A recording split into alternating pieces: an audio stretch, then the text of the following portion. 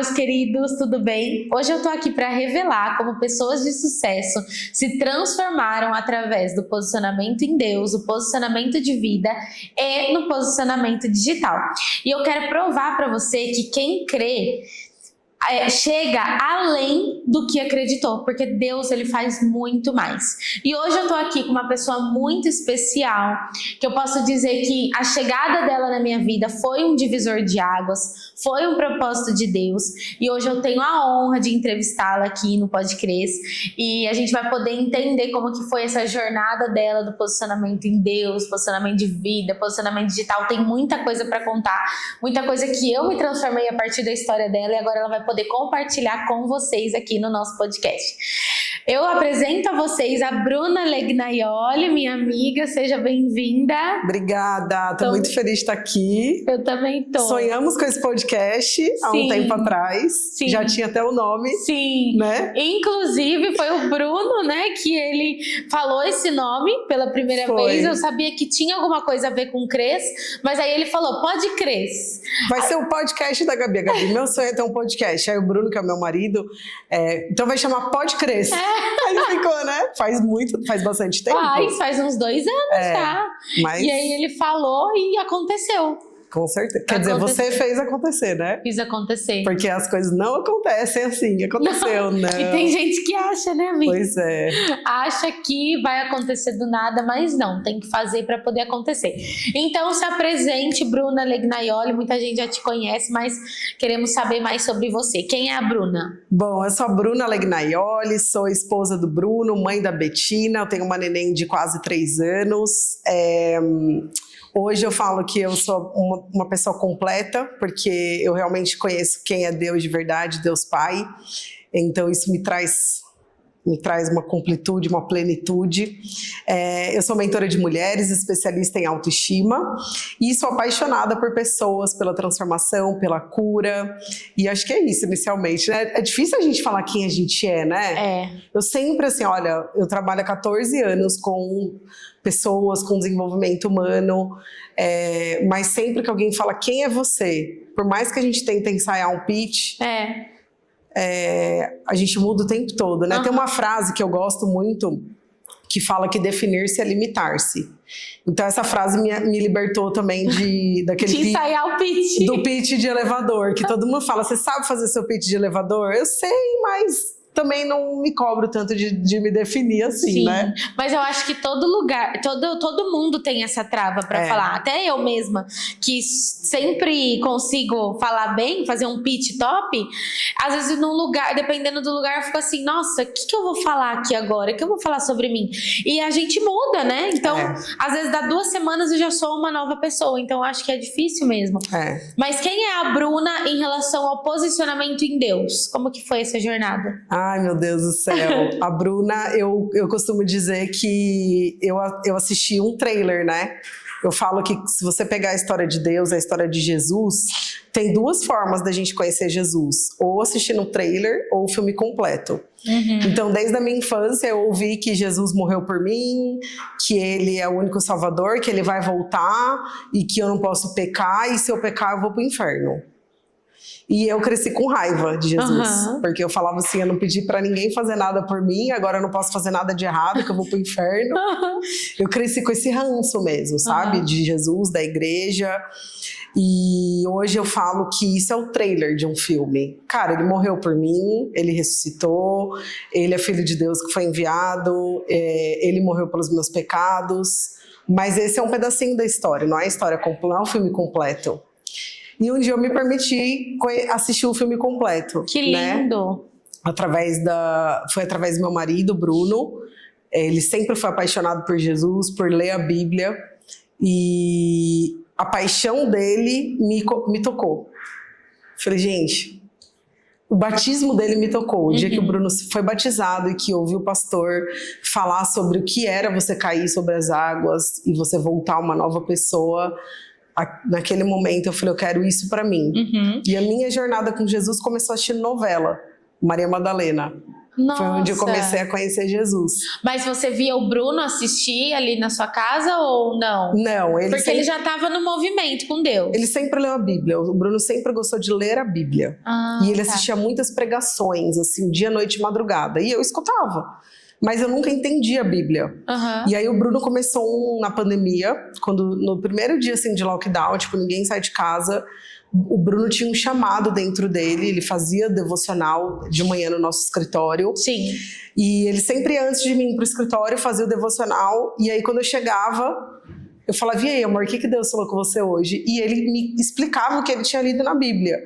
E assim, eu comecei a entender um pouco. E aí ele falava que ele tinha essa sede de compartilhar isso. E aí no dia da pandemia eu falei, Bruno, vamos abrir uma live, porque as pessoas precisam ouvir a palavra. E desde a pandemia pra cá, nunca mais ele parou de abrir essas lives.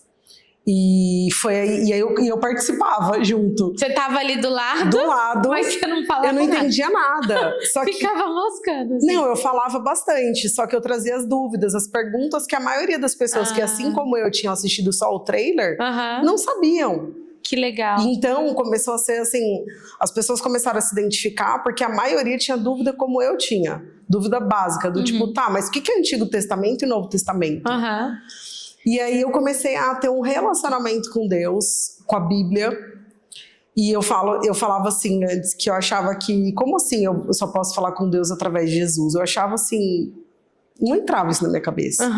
Mas eu achava que não, eu tinha acesso direto a Deus, eu falo com Deus a hora que eu quiser. Muita arrogância, né? Sim. Mas porque eu não conhecia quem era Jesus.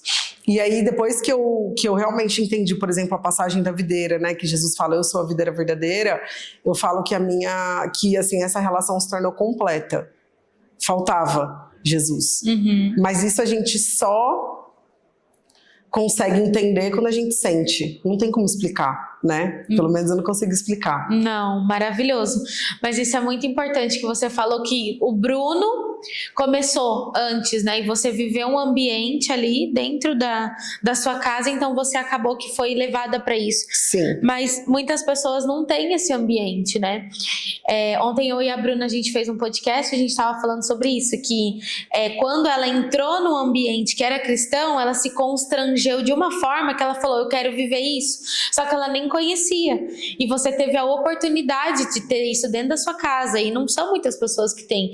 Para quem não tem esse ambiente, o que você diria para ela começar a ter um posicionamento em Deus? Olha, eu acho que ela tem que buscar daquilo que for a melhor forma para ela, porque igual, eu tive dentro da minha casa, mas não me tocou tanto no começo, me irritava, na verdade. Você ficou revoltada? Eu fiquei revoltada, porque Deus foi limpando tudo na minha vida, bebida, cigarro, antes de eu virar cristã. Eu parei de beber, eu parei de fumar, e nem sabia quem era Jesus, muito antes. E hoje eu entendo que ele foi limpando da minha vida. Mas o que me tocou foi a novela Maria Madalena. Porque eu comecei a assistir e ver ele. Na verdade, que eu acho que o que me tocou foi conhecer uma verdade que eu não conhecia. Mesmo, sabe aquela coisa do conhecimento mesmo, né? A pessoa, como que eu vou gostar, acreditar ou não em algo que eu não conheço, que eu só ouvi falar? Então a novela foi eu vi quem era Jesus através da novela. E em paralelo a tudo isso, eu via o Bruno se relacionando com Jesus.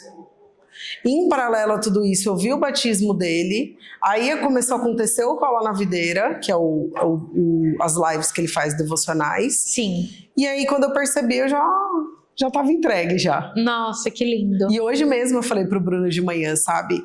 A gente tá vendo em algumas semanas de muito trabalho, assim, de muito palco, de muito brilho. E eu falei, Bruno, ontem eu orei muito e pedi para Deus, assim, que a coisa mais importante da minha vida é a presença dele na minha vida. Que nada me tire disso, porque a gente se distrai. E ontem eu senti uma vontade, assim, de parar tudo e ficar só, sabe? Eu coloquei um louvor antes de dormir, fiquei só ali naquele momento. Falei, cara, eu quero pausar tudo isso e poder me conectar com aquilo que verdadeiramente importa. E então hoje, para mim, eu falo que não existe nada mais importante quando eu vou orar e agradecer. A coisa que eu mais agradeço é ter a presença dele na minha vida, porque eu acho que eu nem estaria viva Sim. Se não fosse isso, sabe? Eu também não. Mas isso é muito importante, porque a vida corrida, ela faz com que às vezes a gente passe mais tempo fazendo outras coisas, e passa mesmo. E aí fala assim, nossa, eu não tenho 20 minutos com Deus, e tem gente que vai deixando e não consegue ter esse relacionamento. Então é importante falar. E isso é uma coisa que o posicionamento em Deus, ele traz um novo posicionamento de vida. Então a gente tem que organizar a nossa rotina, a nossa vida de uma nova forma, que nem você falou também. Eu tive que tirar a bebida, eu tive que tirar o cigarro. O que mais que você teve que renunciar para poder ter um novo estilo de vida depois da vida com Deus? Eu acho que a forma de ser, eu falava muito palavrão, eu achava bonito, eu era muito autossuficiente, eu queria as coisas no meu controle, então eu tive que renunciar ao controle. Eu acho que eu era muito mimada, essas coisas não saíam do meu jeito, eu batia o pé, eu ficava frustrada. Hoje, se algo não sai do meu jeito, óbvio que eu vou ficar na hora chateada, mas eu consigo sair dessa chateação, dessa frustração muito rápido, porque eu já aceitei que a porta fechada é ele e aberta também. Então, se algo dá certo na minha vida, glória a Deus. Se algo dá errado, glória a Deus. Glória a Deus porque também. Foi livramento. E aí, você falou de posicionamento de vida, Gabi, um movimento que eu quero deixar de dica para as mães. Porque quando você vira mãe, só assim nos primeiros 6 meses de vida da mãe, né, da criança, que você consegue botar ela ali no sling e ficar fazendo o seu devocional enquanto ela tá ali fofinha, chupando o dedo. Que ela não pode nem se mexer direito. Né? Na idade, passou de 1 ano, a criança ela não consegue te ver fazendo outra coisa que não seja dando atenção. Você viu outro dia, né? Vi. Dando atenção pra ela fica incomodada. E aí o que acontece? Eu perdi muito isso, né? Do tipo, agora eu não consigo mais fazer o devocional porque eu acordo já com a minha filha me acordando e ali na função, tal. E outro dia Deus me incomodou muito sobre isso. Então, como mãe, eu tomei uma decisão que para mim foi muito importante, que eu ainda estou em fase de adaptação, que é acordar antes da minha filha, para poder tomar o meu café e ter o meu tempo de oração antes dela acordar. Sim. Porque eu estou há 2 anos e meio sendo acordada por um bebê que já vem me sugar. Porque ela precisa de mim. Sim. E isso estava me já fazendo eu ficar estressada e eu falando, cara, eu não tenho tempo para fazer o devocional. E aí o que aconteceu? Só que a minha filha acorda às 6:30 da manhã. Então, para eu ter esse tempo, eu tinha que acordar às 5:30. Eu nunca fui uma pessoa de acordar cedo. Eu sempre... Mas daí o que eu pensei? Por ele vale a pena. Então, eu comecei a acordar às 5:30. Então, à noite, eu já deixo o café pronto na cafeteira, só ligo para não acordar ela. Sim. Ter o meu tempo com Deus. E aí, quando ela me chama, 6:15, 6:30, eu já estou alimentada. Você já fez. Então, acho que assim, é uma mudança que eu precisei decidir, um posicionamento de vida. Pra poder se relacionar mais com Deus. Pra poder, porque a gente sempre, igual ontem, eu tava com meu marido, e ontem foi um dia que aconteceu algo muito bom na nossa vida, na nossa empresa, uma contratação muito boa. E chegou no final do dia, a gente estava muito cansado, exausto, só que a gente tinha muita coisa para resolver ainda, para falar. E aí eu falei para ele, Bru, a gente tá aqui no quarto agora, depois desse dia exaustivo, a gente tem muita coisa para resolver. A gente, nesses 20 minutos, a gente vai resolver essas coisas ou a gente vai agradecer a Deus e orar para Ele cuidar de tudo. A gente tem uma escolha para fazer agora. E eu falei, a gente orou, porque a gente estava tão exausto, a gente estava tão cansado. A gente, com certeza, primeiro que a gente ia brigar. Sim. Porque eram coisas importantes que a gente tinha que decidir da empresa, a gente é sócio. E cansado também. Cansado, exausto. Só que a gente tinha muito motivo para agradecer e muito motivo para entregar algumas situações na mão do Senhor. Sim. Só que a gente tem que estar o tempo todo atento para fazer essa escolha. Sim. Porque se a gente não estiver atento, a rotina engole a gente. Eu vivi isso hoje, porque eu acordei ruim, de gripe, e tava super exausta, assim, cansado, o nariz puxando. Aí eu tinha hoje eu tenho um monte de coisa para resolver, um monte mesmo.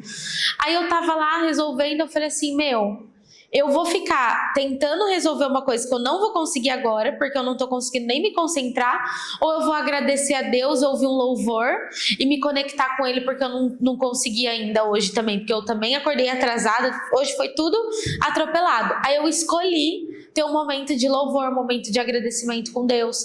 Eu tive esse pensamento, e aí foi uma escolha que me energizou para eu conseguir estar aqui, e eu tenho atendimento até depois 9 horas da noite. E é o que vai me dar o suporte para eu poder aguentar isso, né? E tem pessoas que simplesmente elas enrolam, elas se irritam e vai deixando, nem agradece e nem faz nada. E se entrega, né? Se entrega. Eu acho que assim, tem pessoas que ao invés de fazer de escolher, ela se entrega. Uhum. E a gente sempre vai ter a opção de fazer uma escolha ou de se entregar para circunstância. Sim, isso é uma coisa... Tem uma frase que em todos os lugares que eu for, eu vou falar, e eu gosto muito, que é do Tony Robbins, que ele diz que são as nossas decisões, as nossas escolhas e não as nossas condições que determinam a nossa vida. Então, todo momento que tem algo que acontece, eu estava até agora fazendo uma live com uma aluna e eu falei sobre isso, o amor incondicional que Deus sente por nós, a vida eterna, a salvação, o perdão que ele deu para nós e dá todos os dias, é tão incondicional que hoje pode cair o mundo lá fora, que isso não muda. Mas porque eu escolho me conectar com isso. Uhum. É uma escolha, né? Então é a mesma coisa. 1 milhão de coisas vão acontecer. O que eu faço diante disso? Uhum. Eu vou me entregar para isso, para o carro que bateu, para o cliente que não fechou, ou eu vou falar, tá, mas eu tenho uma outra escolha agora. Uhum. Isso é muito poderoso. E sempre tem uma outra escolha, né? Porque é uma coisa que eu falo, por exemplo, a pessoa tá com esse problema, ela vai olhar aqui, mas tem vários outros ângulos para ela olhar e ela fica fissurada naquele único problema que ela tem para resolver. E por que não olhar para os outros ângulos também? Mas aí é porque ela não tem orientação, porque ela não tem, ou não quer se entregar para um outro lado também, né? Ontem até uma aluna minha, eu passei um monte de coisa para ela fazer. A gente teve uma virada de chave, eu passei um monte de coisa para ela fazer.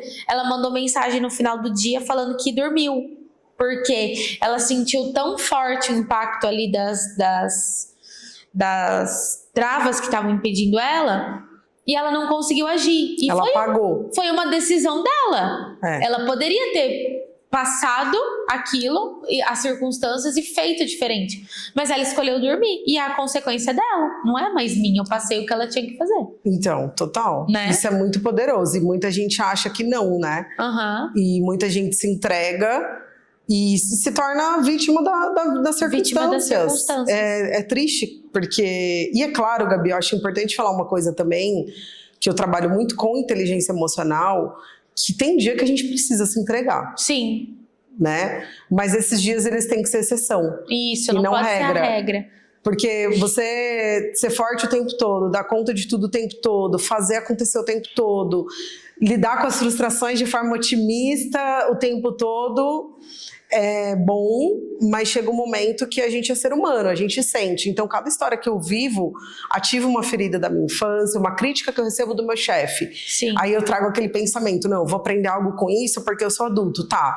Mas ativou uma ferida da sua infância, aí daqui a pouco você recebe outra, daqui a pouco outra, uma mensagem no WhatsApp que alguém não responde, alguma situação que vai gerando, ativando, se você também não se permite sentir. Quando você perceber, você vai entrar na criança. Sim. E aí, puxando para o digital, o que acontece? Aí a pessoa tá lá, sem postar uma vida, um mês. Aí quando ela precisa descansar, porque ela precisa se conectar com ela não tem esse alívio, esse descanso, porque ela já não fez o mês inteiro. Então tem que ter essa percepção, tipo assim, tá sendo sempre esse desligar, esse descanso, ou eu tenho um respiro? Porque se você faz todo dia, você tá de boa se descansar, você não tá acumulado, né? Você não tá acumulado, né? Então isso é uma coisa importante pro posicionamento de vida. O que a gente tá deixando de fazer no nosso dia a dia que precisa ser feito para poder ter esses pontos de escape, né? Você sabe que esses dias, Gabi, baseado nisso que você tá falando, caiu uma ficha assim pra mim, ouvindo uma influencer falando, ela tinha passado pelo fim de um relacionamento e ela tava contando num podcast que um dia a psicóloga chegou pra ela chama Gabi também. Gabi, você terminou o seu relacionamento, você tá no fundo do poço. Só que você tá com uma pá, você tá cavando e você tá se afundando cada vez mais. Ela falou. E aí? Que hora você vai parar de cavar? E aí ela disse o seguinte, ela falou, eu cavava e eu não conseguia parar, não conseguia sair daquilo.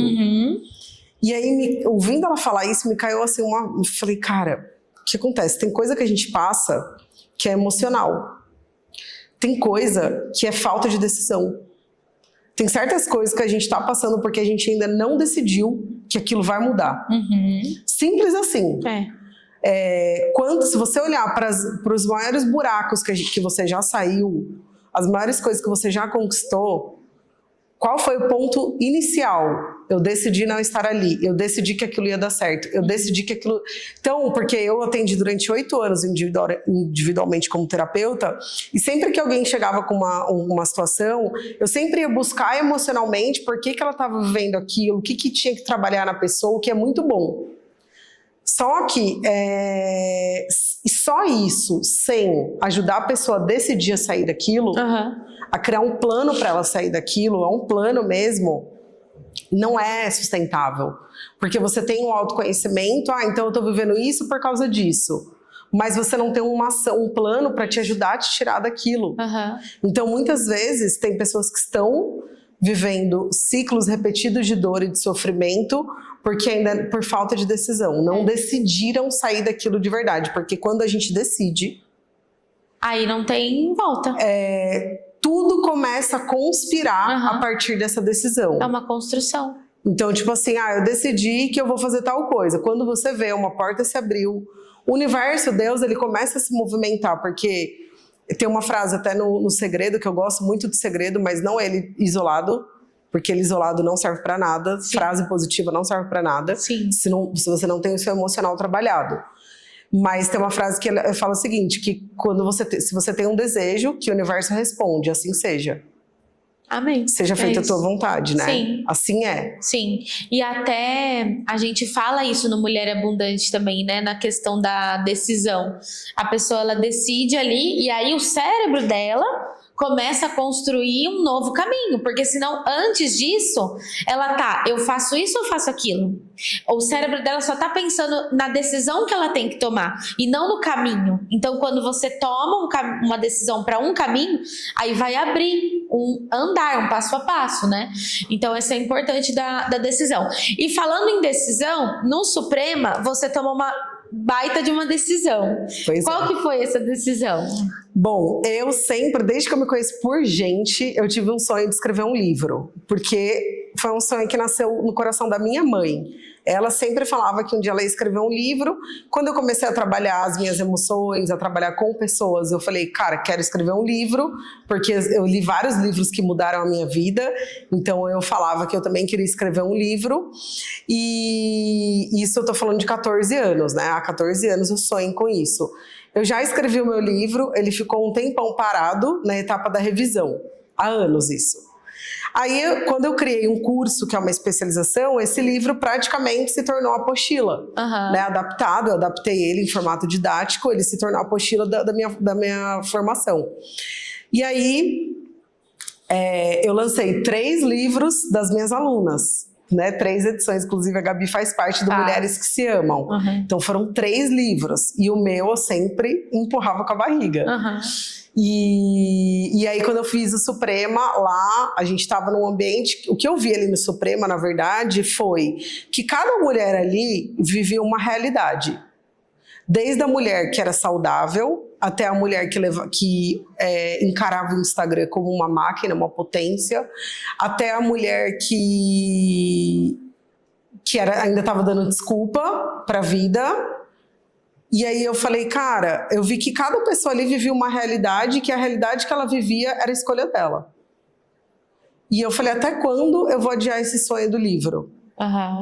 E aí lá eu marquei a data. Lá aí teve um momento que até foi com você lá. E você já estava escrevendo? Já estava...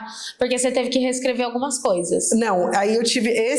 Aí foi outro livro, né? Tá. Então, na verdade, eu já tinha o esboço dele, mas eu precisei depois fazer todo o movimento. Tá, então ali você decidiu, aí você começou a fazer o movimento. Aí que aconteceu, que aí foi uma coisa que eu acho que é importante. Primeiro, vocês ali na hora ajudaram a gente a colocar uma data. Porque até então eu só tinha o sonho do livro, eu falava, era esse ano, mas eu nunca tinha colocado a data do lançamento. E aí ali eu coloquei, e ali eu abri o Stories, e fiz um save the date, e eu escrevi ali, dia 7 de dezembro, aguardem, porque algo vai acontecer. Queimou o navio. Queimei a ponte, queimei o navio. Aí mandei mensagem pro meu marido, e eu pedi pra ele me ajudar a não desistir. Eu falei, Bruno, você sabe que eu vou me sabotar. Só que eu não quero me sabotar. Aí o que eu fiz? Falei pra ele, me ajuda a marcar a reunião com a editora. Olha só. Aí ele marcou pra mim. Me passou 2 opções de data. Porque senão você ia travar. Eu ia me sabotar, porque tem muita coisa emocional por trás desse livro. Sim. Né? Sim. E aí, beleza. Aí a gente marcou a data. Aí fiz reunião com a editora, ele me passou a linha do tempo. Aí dali, com a reunião com a editora, eu tinha a data de entrega. Quando que eu ia precisar entregar o livro. Eu nunca tive essa data. Mas por quê? Porque lá eu tomei a decisão que ele ia ser lançado dia 7 de dezembro, então eu comecei a criar. E em quanto tempo você fez? O livro? Eu tive pouco tempo, acho que... Eu lembro que você tava no batidão de porque escrever. Obviamente que eu deixei muita coisa pra última hora. Por que, né, que a gente faz isso? Porque... Mas saiu, tá? Mas a gente deixa pra última hora porque é algo que vai consumir muito do nosso mental, né? É um mecanismo de defesa da nossa mente. Então eu fui resolvendo todas as outras coisas que apareceram. Com muito esforço, aí eu fechei minha agenda por 2 semanas. Tinha muita coisa feita, mas a reta final foram 2 semanas que eu me dediquei só ao livro. Sim. E vai acontecer daqui a 2 semanas o lançamento. Que maravilha. Então foi muito bom, porque estar em ambientes assim, com pessoas que E aí ali eu vi o quê? Se eu não decidir, se eu não marcar essa data, vai passar mais esse ano e de novo... Você vai querer ter feito o livro. Né? Mais um ano. Mais um ano. Aí eu falei, não, quer saber? Agora eu vou fazer. Então foi muito importante, assim, isso. E pedir ajuda para alguém estratégico que acredita no seu sonho, não te deixar desistir. Então, para realizar um sonho, marcar a data, ter alguém para ajudar. E agir. Ação. E você, assim... Você lembra que teve um dia que até a Gabi me ligou? O que você vai fazer hoje? Eu falei, eu vou no shopping porque eu vou me sabotar. Hoje eu vou me sabotar porque eu precisaria estar escrevendo o livro, mas eu tô indo me sabotar um pouquinho. E o que eu falei? Pra você escrever o livro, eu falei, vai no shopping mesmo? Não, acho que esse dia você falou, eu te entendo. Porque acontece. Só que tem que ser exceção. Sim, porque se você todo dia sabotasse, não ia sair o livro. Não, e aí como que você sabe se está sendo exceção na sua vida? Olha para os seus resultados. Cara, você é a pessoa que mais fala ou que mais realiza? Porque eu fui a pessoa que a vida inteira eu só falei dos meus projetos, eu nunca fiz. E quando você fala um monte, aí as pessoas começam a não acreditar mais, não é? Não vai dando uma vergonha? Vai, só que tem uma coisa que acontece na nossa mente. Quando eu fico contando histórias e falando dos meus projetos, o meu ego infla. Então muitas vezes meu ego fica satisfeito. E aí ele não faz. Eu já falei que eu sou mentora, eu já falei que eu tô me preparando, que eu sou palestrante. Aí a pessoa já saiu admirada, falou, nossa, a Bruna tá crescendo. O meu ego inflou, acreditou. E aí o que acontece? Para não me arriscar, para não sair da minha zona de conforto, para não correr o risco de errar, de ser rejeitada, eu me satisfaço em falar sobre os meus projetos e não fazer. Sim. Eu fui assim por muito tempo. No meu caso, eu falo para pessoas estratégicas que eu sei que a pessoa acredita em mim. Tipo assim, não, eu sei que você vai conseguir fazer. Aí eu conto para algumas pessoas estratégicas e aí eu faço acontecer. Porque eu sempre preciso de alguém para me apoiar, para sair um projeto de papel. É super importante isso, porque a gente às vezes quer ser autossuficiente, né? Enfim, mas eu acho que é um movimento importante. Uma coisa que eu faço que nem eu tô desde o último Suprema sem comer açúcar e doce saudável, nada. Nem doce saudável. Nem doce saudável, só posso comer fruta. Aí eu mandei uma mensagem pra Nadine, eu falei, Nadine, se eu comer... R$500 de Pix pra você. E eu tô com uma caixa de chocolate em casa de Campos do Jordão que eu ganhei da Luana. Gigantesca a caixa, tá lá em casa. Nossa. Só que se eu comer, eu vou ter que pagar R$500 de Pix pra Nadine. Aí a Nadine falou assim, olha, eu não quero que você coma, mas se você comer eu vou ficar feliz também, porque eu vou ter que pagar o 500 pra ela. Só que eu não comi. E até dia 20 de dezembro. Então eu vou Nossa. ficar 2 meses. Por quê? Porque o Pix não vai cair na conta dela, entendeu? E a importância de você ser fiel a você, porque Sim. você fez, porque você poderia comer escondida. Mas aí eu falo, não vale a pena. Mas assim, é muito incongruente com a nossa verdade, com aquilo que a gente faz, com aquilo que a gente ensina. Sim. Então é importante a gente saber disso também, né? Que assim, ninguém tá vendo, mas você tá vendo. E aí, quando eu chegar na frente dela, eu iria me sentir uma mentirosa. Eu iria me sentir mentirosa ali. Eu falei, não, eu não vou comer. E tô firme no propósito. E agora, indo um pouco pro digital, que você ama. Você gosta do digital? Ai, gente, é um caso de amor e ódio. Como que foi sua ida pra lá? Faz tempo? Por que o digital pra mim não é tudo? Que todo mundo, né? Talvez todo mundo que você recebeu aqui falou, digital mudou minha vida.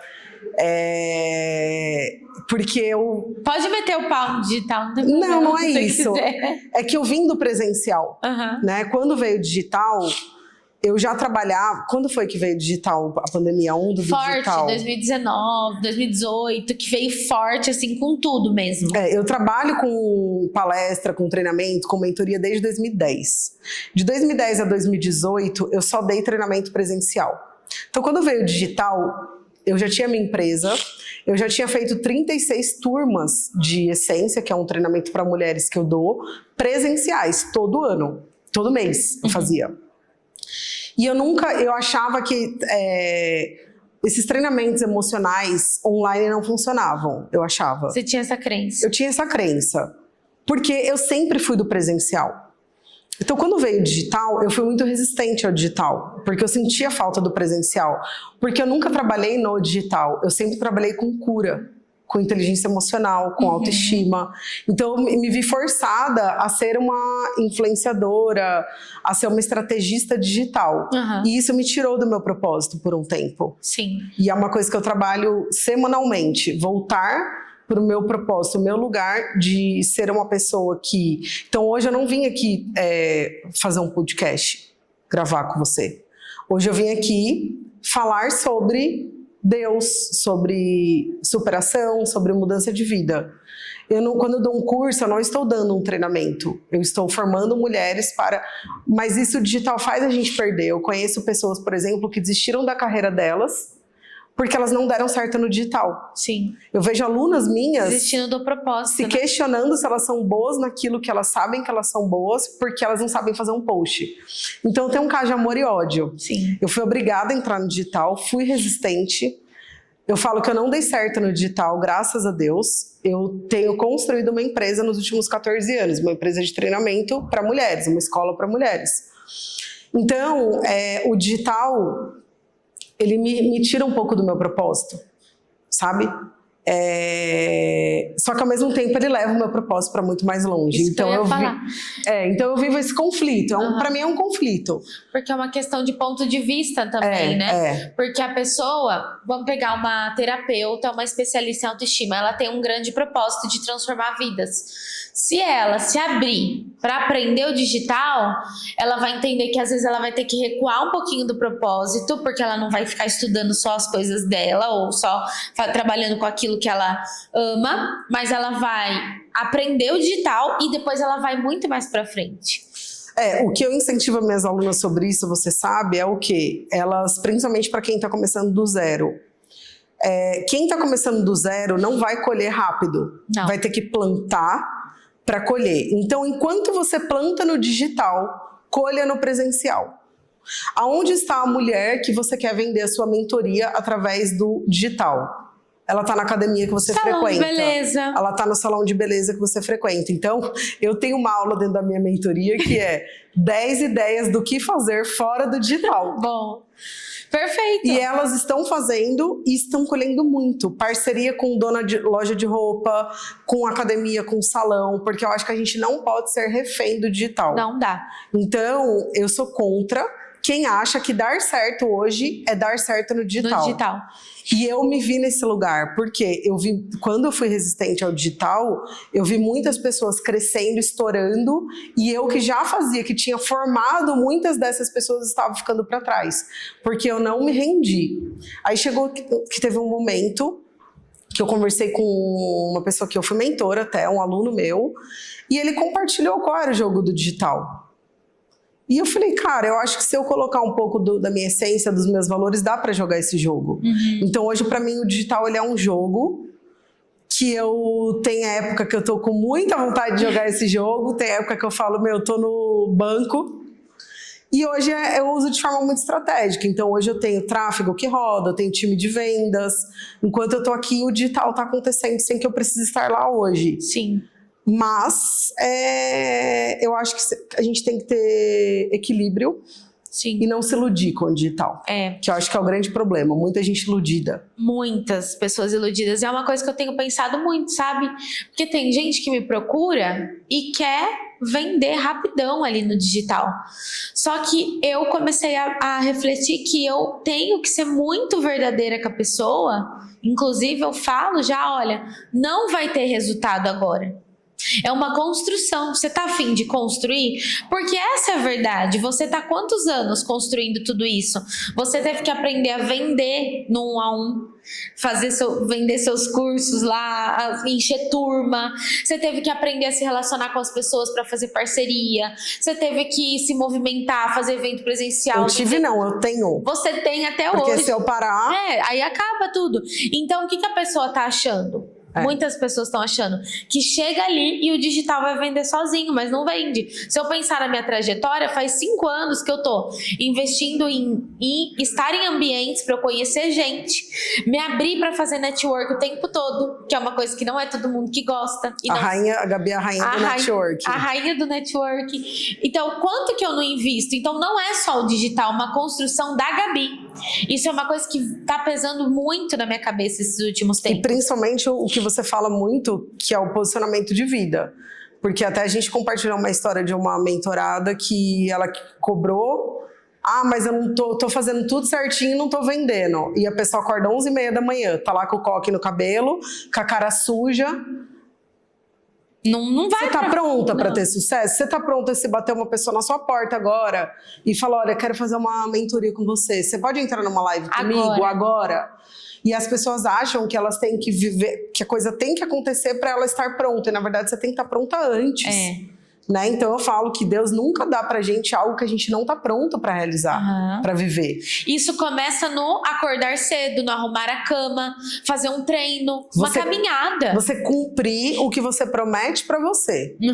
Se você se promete há anos que você vai fazer uma coisa e você não faz, isso vai afetar um pouco a sua credibilidade com você. E tem gente que promete todo dia que vai fazer certas coisas e fura todo dia. E não faz. Então isso afeta a sua credibilidade, a sua autoestima, a sua autoconfiança, e aí você se torna uma pessoa que procrastina, que fica se dando desculpa, vendo todo mundo dar certo, e a médio e longo prazo você vai ter uma ansiedade, vai ter uma depressão.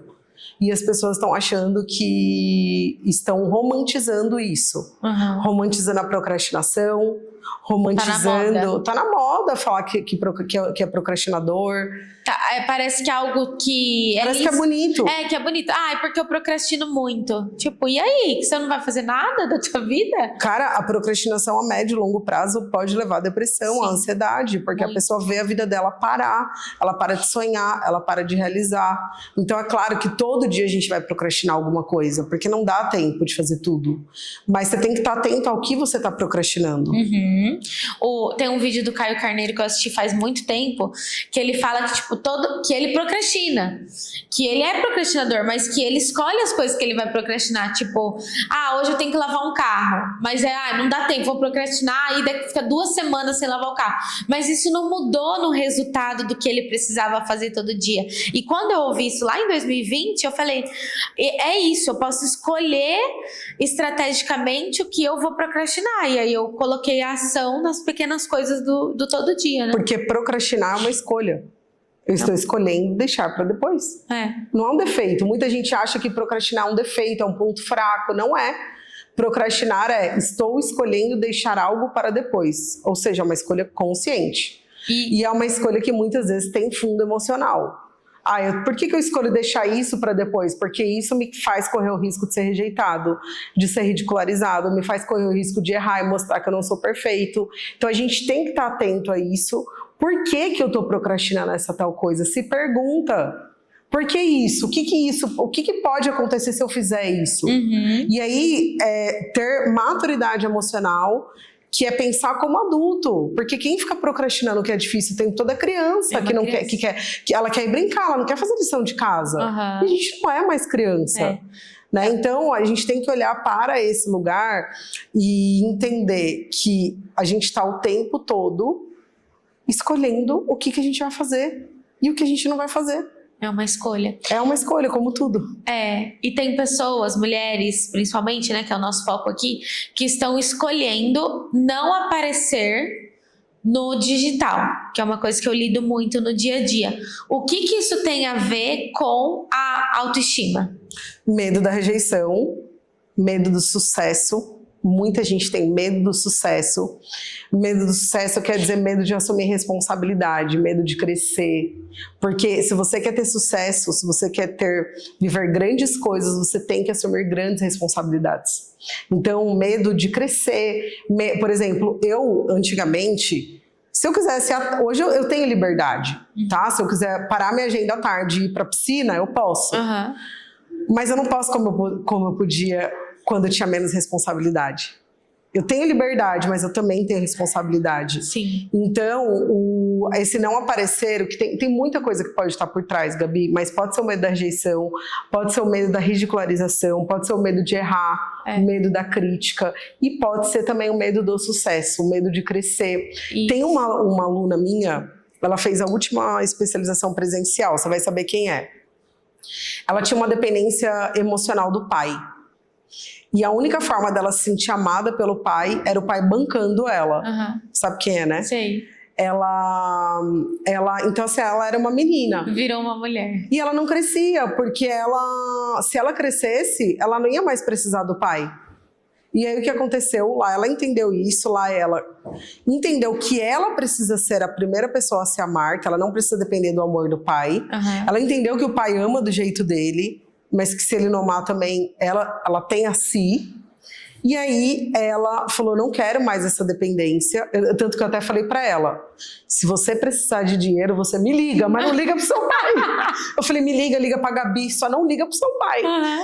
Por quê? Porque ela alimentava a dependência emocional dela sendo dependente financeira. Entendi. Então, quando a vida dela começava a dar certo, ela dava um jeito de acabar com tudo. Entendi. Então, nada na vida dela profissional dava certo para manter essa dependência emocional.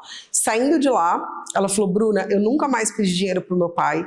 Ela saiu de lá, em um mês ela fez uma palestra para mais de 100 mulheres. Uau! No segundo mês ela já fez uma imersão para 20 mulheres, já tá vendendo mentoria, a vida financeira dela tá crescendo, ela mudou a relação dela com o pai dela, ela virou uma mulher.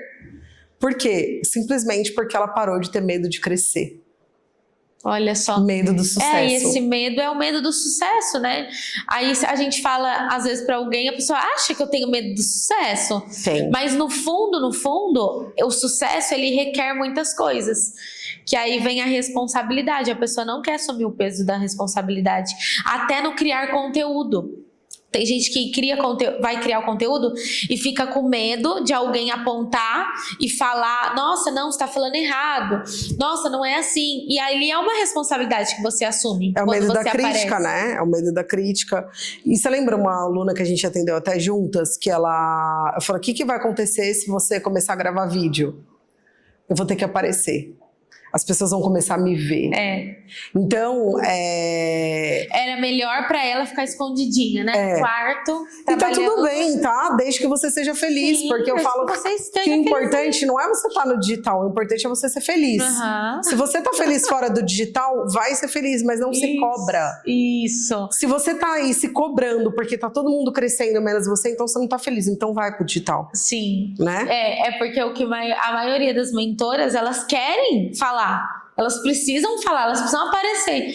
Mas aí esse medo de ser rejeitado, o medo de assumir responsabilidade, o medo do sucesso, vai fazer com que a voz vai ficando abafada, elas não conseguem ser quem elas são.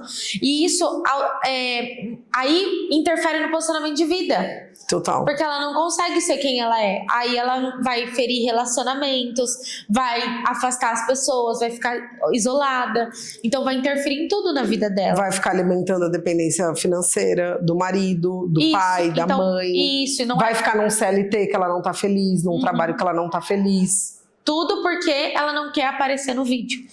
E o medo da rejeição, importante a gente dizer também, ele é muito comum, tá? Eu sinto esse medo. Por exemplo, eu marquei o lançamento do meu livro. Tem um monte de gente falando que não vai poder ir. Eu estou igual uma criança quando vai ter festa de aniversário. Eu tô mandando mensagem pra você, vai, né? Você vai, né? Por quê? Porque eu sou um ser humano. E a gente não quer ser rejeitado.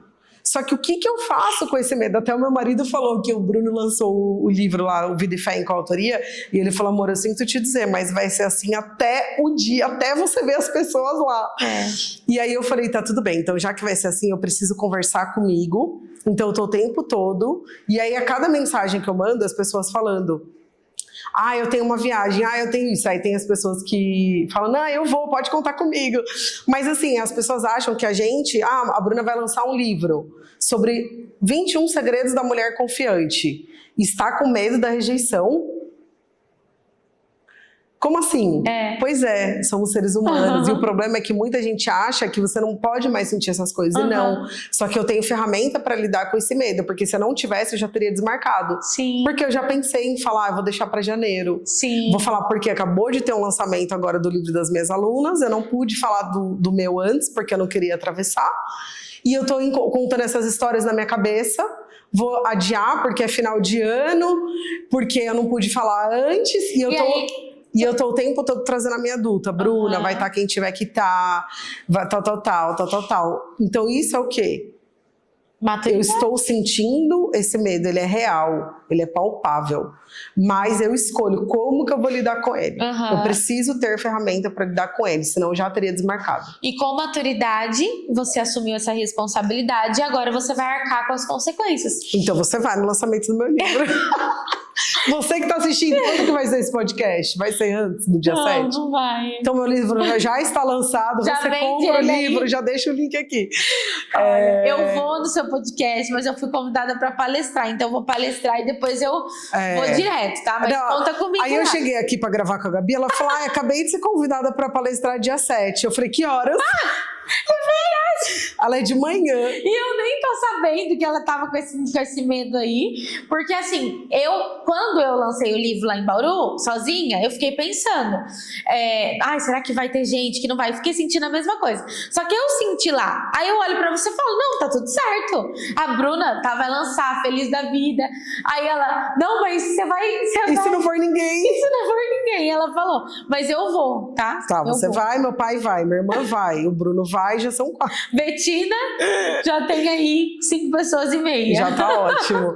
Mas é normal, pra vocês saberem que faz parte. O medo da rejeição não significa que você não tá pronta. Significa que você é um ser humano. E isso é lindo. E tá tudo bem. E tá tudo bem. Inclusive, se você não sentir nenhum medo, vai procurar ajuda. Porque aí você que tá precisando mais de ajuda do que eu, que tô aqui nesse medo. Aí minha psicóloga, Bru, acho que eu vou estar viajando. Eu falei, poxa, até você tá ativando minha criança ferida. Aí você vai ter que consultar com ela, porque ela não vai. É tipo isso, né? Ó, vamos fazer uma brincadeira agora. Ai, meu Deus. Eu vou falar algumas palavras e você vai me falar o que vem pra você, uma história, alguma coisa, não precisa ser uma palavra, tipo assim, você vai me contar uma coisa que vem pra você. Tá. Sobre isso, tá? Networking. Gabi. Me vem a Gabi na cabeça, a rainha do networking. Perrengue. Perrengue? Eu acho que é viver sem Jesus. Viver sem Jesus? Foi um perrengue? Foi um perrengue. Um longo perrengue, né? De muitos anos. E eu achava que eu tava arrasando, tá? Eu e Deus diretão. Até que quando você descobre Jesus, eu falo que é a cereja do bolo. Sim, maravilhoso. Superação. Superação, eu acho que pra mim, foi parar de fumar e parar de beber. Nossa, é mesmo? Porque, cara, foram 20 anos de bebida, cigarro, drogas e rock and roll. E você gostava? Muito. E assim, muito. Gostava muito. E eu não sabia que tinha vida sem, na verdade. Se eu era chamada pra ir num lugar que não tinha bebida... Era o cúmulo. Nossa, eu levava escondida. Eu bebia no banheiro. Eu falava, não sei me divertir sem. Então, pra mim, assim, ter parado de fumar e de beber... E hoje eu achava que o cigarro... Você falava assim, o que o cigarro te traz? E a bebida, liberdade. E eu falo que depois que eu parei, que eu descobri o que é liberdade. Porque liberdade você ter que ficar comprando cigarro toda hora. Não, e saindo dos lugares pra fumar, ficando fedendo cigarro. É horrível. E pra mim, uma outra superação pra eu acrescentar foi ter aprendido a me amar, construir a minha autoestima, a minha autoconfiança. Foi uma grande superação também, porque eu achava que não existia vida dessa forma. Linda. Vamos ver outra palavra. Timidez. Gabi é ex-tímida. Ex-tímida. Eu nunca fui tímida. Não? Não, na verdade eu sou tímida. Com pessoas que eu não conheço. Você sabe? Sei. Eu sou meio bicho do mato. Mas assim, pra falar do que eu amo, do meu trabalho, pra gravar. Outro dia eu fui chamada pra dar uma palestra pra 2.000 pessoas 10 horas antes da palestra. Mas era um tema que eu domino, que eu amo, então eu fui Você foi de boa. Fui de boa, com aquele friozinho na barriga, óbvio. E um conselho pra quem é tímida e quer vencer isso? Trabalhar autoconfiança e autoestima. Tem um passo prático? Um passo prático pra você vencer a timidez? Pra começar. Ai, meu Deus. Prático, eu acho que é você...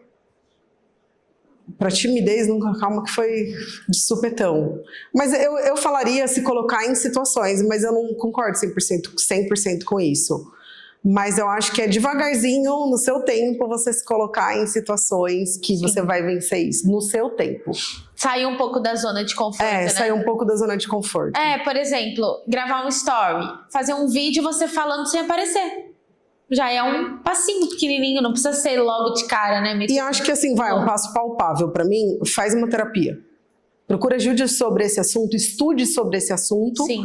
Pra você parar de fugir, porque a gente quando é tímida ou tem algum problema, a gente tem a tendência de fugir, não querer olhar quando acontece. Nem ouvir. Não, vai conhecer o que é a timidez, a raiz da timidez, vai conhecer. Se familiariza, porque se isso deixar de ser desconhecido, a chance de você vencer isso é muito maior. Acho que para todos os temas, né? Para qualquer tema. Para qualquer tema que travar, tem que ir, entender, olhar, estudar o assunto para que comece a desbloquear. Exatamente. Aos poucos, né? Não vai ser de um dia para o outro. Abundância. Mulher abundante. 2025, 2025. Teremos mulher abundante no Rio de Janeiro. Sim, em alguns outros lugares. Ação. Posso falar uma coisa de abundância? Fala. Eu acho que é uma conquista, abundância. Porque eu tinha uma mentalidade muito escassa. E eu conquistei uma vida abundante. Mudando a minha mentalidade. Começou na cabeça? Me desconectando de que eu não posso, isso não é pra mim. Quem sou eu pra isso? E como o Thiago Brunet fala, que eu gosto muito, que a gente tem que se escandalizar. Acesse coisas que te escandalizam. Você fala, nossa, isso existe? Porque se você acessa isso, você vê, já abre a sua mente, você fala, por que não eu? Sim. A frase que me ajudou muito é essa. Por que não eu? Porque eu falava, quem sou eu pra isso? E aí um dia eu olhei pra mim e falei, por que não eu? A Luana, sabe, a especialista, que foi no Suprema também, ela tinha acabado de voltar de Dubai. E eles perguntaram lá, Sheik, por que tanto ouro? Por que eles gostam tudo de ouro, tudo do top, do bom e do melhor? Tipo, vai contratar arquiteto, tem que ser o mais top, tem que ser sempre tudo mais top. Aí eles perguntaram, por que tudo isso? Ele falou assim, por que não? Por que não? Tipo, se eu posso escolher ter o melhor, por que não? Porque eu não vou querer o ouro, porque eu não vou querer ter a coisa mais bonita, o melhor profissional, o melhor mentor. Ele só respondeu isso, por que não? E aí ela me falou isso, tipo, virou muita chave, porque a gente tem, às vezes, a tendência da nossa referência ali, ou do lugar que a gente saiu, e a gente vai aceitando pequenas coisas, mas por que não?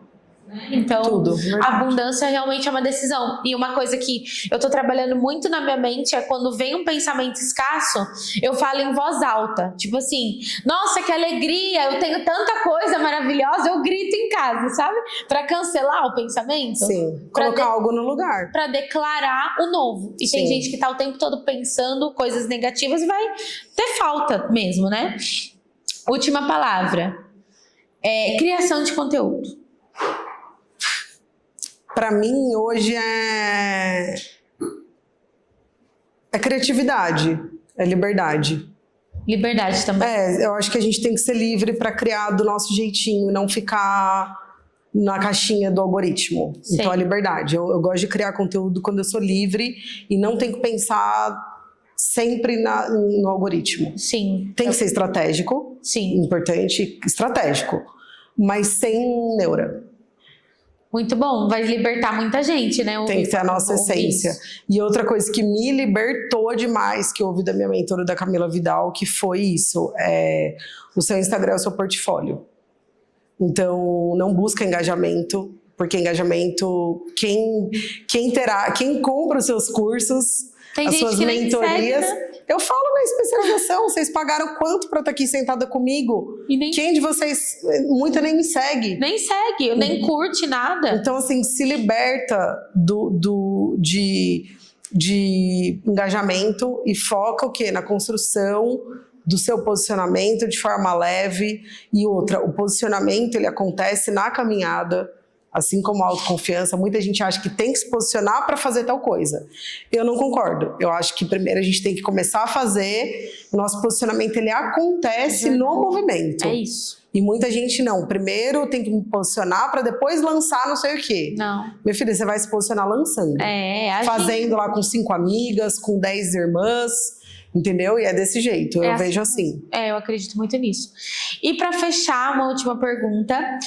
Se você pudesse trazer a sua mensagem para todas as pessoas, máximo de pessoas do mundo, o que você gostaria que lembrassem de você?